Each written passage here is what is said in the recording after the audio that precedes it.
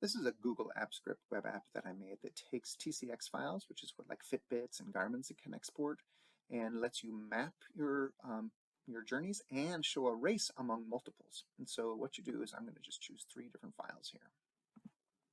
So after you load it, what it's going to do is it's going to determine the outer reaches of the latitudes and longitudes of all of them put together, and then have Google produce a base map that for sure fits all of that. So I calculate a good center, and then I calculate a zoom that for sure captures it all. And then it draws the paths on here, and it shows a race among them. So what we have is me riding to work, riding home from work, and then extending and going all the way to a doctor appointment, and a quick little rollerblading thing in my neighborhood. So this small one here you hardly see. So it works pretty well. And what's interesting is it's not sending this data anywhere, right? It doesn't take these files and sends it to Google. All it's doing is local analysis of the files, and it determines the outermost reaches of the latitudes and longitudes, and all it's sending Google is a center point and a zoom level. So I had to calculate the appropriate zoom level that it would fit, sends those 2 pieces of information there. What Google spits back after it does this net state idle business, what it sends back is a data URI, which is essentially the pixel values of this picture, of this map here. And so then I just dump it in. So it actually works pretty well. You can also just do 1 file if you want. So if I just do my rollerblading one, so this is just rollerblading around my house. I was just in a parking lot for a really long time. It's designed so that the entire race takes 10 seconds on here. So no matter how long it is, it's gonna plot it over 10 seconds to show you the race. And so again, it finds a zoom level of the Google map to for sure fit your path. Or if you have multiple paths, then all the paths. And again, if I do multiple, if I just do the to work and from work, which is these 2, oops, then it'll do my to work and from work. And there's a big difference. Like this is a really hard uphill on the way home, so it's really slow. And so then I had to go to the doctor appointment. So how does it work? So so the rest of this video is going to be all of the code. So if you just wanted to see it working, you can stop watching this video now. If you want to understand how it works, that's what the rest of this video is going to be about. So first let's talk about how we read in the files. So I've got an element in my HTML called a file input. It's just an input. It looks like this here, and it's important to have this multiple keyword involved. The other thing, since we're on this page, to know is that I have 3 stacked canvases. This one is going to have the picture from Google. This one is going to have the full drawing of the paths, and then this one has the animation. And I get them all stacked on top of each other by using this CSS. So I make the div that it's in be relative, and then all the canvases inside of that are going to be absolute, so they're all stacked on top of each other, and they're all 600 by 400. So once there's some files in there, there's an on change that runs this read all files. So if you ever change everything, it reads these files. And let's see, I blank out the colors and the file names. And then I have to do this promises business. And I'm not really good with the promises, so I had to learn from some other web pages. Essentially what happened is I have to make sure that all of the files are dealt with before I go and tell Google anything. And so that's all these promises are doing. So I take each file and I create a new promise. And I do a file reader. That's an HTML JavaScript thing. So I do a new file reader, and then I read it as text. So these TCX files are funky looking things, but they're just a bunch of text. And then I push in a random color. This color luminance allows you to get some darker colors. So I darken it by 30%. That's what this is doing here. I just found that on some Stack Exchange. I push the file name so that I can print them on the web page. Again, that's this down here. It prints them in the same color that their dots are, so you can figure out who's who. And hopefully your file names are better named than mine. And then once it's loaded, I do this read TCX file. So how do I read a TCX file? It's very simple. It's just a bunch of text. And I'm looking for all of the places where it has a time tag, a latitude degrees tag, and a longitude degrees tag. So a typical TCX file has a whole bunch of things that look like this. It's got a timestamp, it's got latitudes and longitudes, it's got some other stuff too that I'm not really using.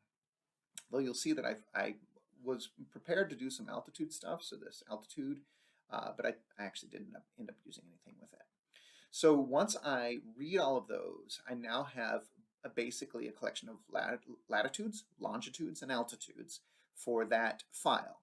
And then what I come down here is I can there's an array of them called file contents, because that's just what I call this dummy variable. And in that, first of all, I go and I grab the part of the web page where I can do the file names, and I just make sure their span is of the same color, so that's all these lines here are doing. And then I join all of the data. Oh, I'm not quite ready to do that yet. This line is not being used anymore, line 76, you can ignore. So then I get the map scale, and then get map scale multiple. So get map scale multiple, where is that at? It must be down here a little bit. Get map scale multiple. It basically comes in and you take all the data and you flatten all the latitudes, you flatten all the longitudes, and you get the ranges. So this basically what get ranges does, just returns the minimum, the maximum. The reason I have full longs in here twice is because I don't actually care about the altitudes, so I just skip to that part. I get the center by just averaging, and then I know how many pixels I want, and then this is how you calculate zoom levels in Google. So if you know the range that you want to fit, the longitude range, what you need to do is figure out, okay, well, how does Google work? Well, it's worked at zoom level 0 to fit the entire Mercator projection of the equator, so all 360 degrees, on 256 pixels. So that's the base, and then you zoom from there. So this 8, right, it's a power of 2. I'm doing a bunch of log 2 stuff, so I've got a power of 2. The 8 represents 256. Then I'm taking the 360 degrees and scaling it by the actual range of my, oops, don't want to do that, the actual range of my longitudes, but you also have to know how many pixels you're planning to dump that into. So that gives you the decimal value of zoom that would just barely fit the horizontal. For vertical, you have to do this correction. So this is the latitude correction. As you know, as you go higher up on the globe above the equator, things get closer together. So you would think that you would actually correct the horizontal, but I've read on this web page where Google actually corrects the vertical in the opposite direction. So whatever. So you multiply instead of divide by this cosine. And now I'm checking the ranges of the latitudes instead of the longitudes using the vertical pixels that I have. So this ZH2 and ZV2 are the decimal value zooms to just barely fit the vertical and the horizontal. So then I find the minimum of those two, and then I round it down so that for sure everything fits. Then I can figure out what my actual degrees, what dx is, degrees per pixel horizontally, and dy is degrees per pixel vertically. And then I just need to figure out where the upper left corner is. So the corner latitude is this, and the corner longitude is that. I'm just taking the number of pixels divided by 2 and going from the center up to the corner. So this goes left to the corner. This goes up to the corner. This goes left to the corner. So that's why one is a plus, one is a minus, because Canvas always has the data in the upper left. So then I can return the center, the latitude, the corner coordinates, and then dx, dy, and the very, very best zoom. And what do I do with that? Well, I get that, I pull in the map scale, and then I tell Google. So now I'm sending data to Google. So Google gets told just 2 things, the center and the zoom. And get map image center only is get map center only is this one. So you just give it a center and a zoom, and so you do a new static map. I'm using terrain so you can see some of the hills. I have to set the size to be the size I'm doing this entire app around. I set the center and the zoom. And then when you get it back, you get this dumb blob thing. And then I take the blob and I encode it base 64. This is a trick that I've done a few times. And then you put this text in front of it, and now it's just one gigantic long string of random, seemingly random characters that represents the value of every single pixel. And so we treat it like a URL, but it's actually the full data of the image, and I'm just spitting that back. So I spit it back, and when I do, I say, hey, when I'm done, set that equal to what I'm calling a global variable called map URL, and then I run my init function. So let's go take a look at the init function. That's sitting over here. So my init function does what? Well, I know that my first time is 0 because what I actually did with the times is, where did I do that? It must have been in here. What I actually do with the times is I set the first one, I grab the first time, and I say, hey, everybody, just get your relative value compared to the first one. So everybody starts at 0, and then they just go out up from there. And so that way, if you're tracking paths from different days, like if I do my ride to work Monday through Friday, they all would technically be different days. So I'm just calling all of their very first time point 0. So it kind of lines them all up, and then it's just positive milliseconds from there because I'm always using the get time here. So I'm doing everything in terms of milliseconds. So what init is doing then is I know my first time is 0. My last time is the absolute maximum of all of the times. So give it the longest possible time of all of my journeys. And then total time is the exact same as last time. That I used to do it a different way. So now I have 2 variables that mean the same thing. So then I create a new image document, and I have its source set to be equal to map URL. So you'd think, oh, a source, aren't you giving it a URL? Well, kind of. It's this weirdo data URL. As soon as you do that, bam, you have an image, but you haven't placed it anywhere yet. It's just this, it's a variable. And so what you do is you grab the canvas and you set grab the context of the canvas, and you, where did I do it? Oh, once the image is loaded, so I do this image. Once the image is loaded, then you draw the image. And once the image is loaded, I start the clock. So hey, right now, bam, I've just started the clock, and let's start doing some animation. But before I do the animation, I also do this other crap here. So I grab the middle one, and I grab its context, and the middle one I get cleared, and then I take all the data, and for each one I draw the full path. What does draw full path look like? So draw full path basically just sets a random color. You begin the path.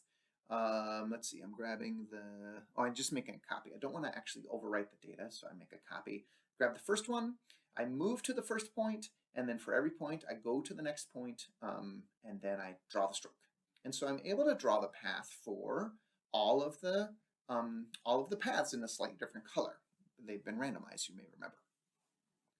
So then I start my animation using a function called draw. So let's take a look at draw. So the way draw works is I check the current time, and I look to see how much time has elapsed since I started my clock. Then I look to see what percentage that is of 10 seconds, because I want to be that fraction into my 10-second animation.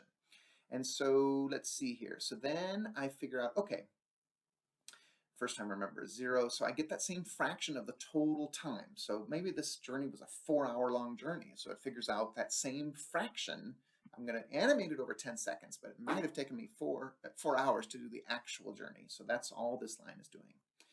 And then I say, look, oh my God, if you're actually past the very, very last time, then be done. Let's stop the animation. So basically the animation stops. But otherwise, okay, let's clear that rectangle because we just want to, the dots keep moving. I don't want to show their history. So if I were to get rid of this line, what you'd see is it'd be filling in, which I don't know, maybe that'd be cool.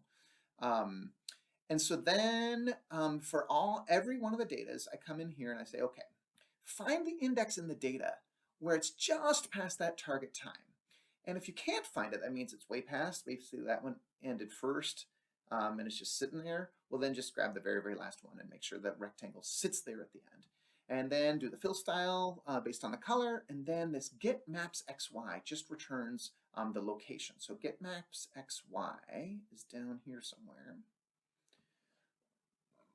Or maybe it's under maps. Get maps XY is a very simple function. Sorry, it's taking me a while to find. All get maps XY does is it because I know where the corner is, I know where the must be right here. I know where the corner is, I know where and I know the scale. So then I'm able to get the pixel value where I should draw that rectangle, and then I just make it a 10 by 10 rectangle. And then I call itself again. So every single time draw gets run, it clears it out, and it draws all the rectangles at the appropriate point. And then, what else does init do? That's it. Yeah, so once again, when I'll just reload the whole thing.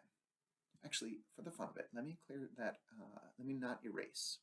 So if I actually just comment this line out, what we're going to see is the path being traced out. Maybe that'll look cooler. So I'm going to hit reload.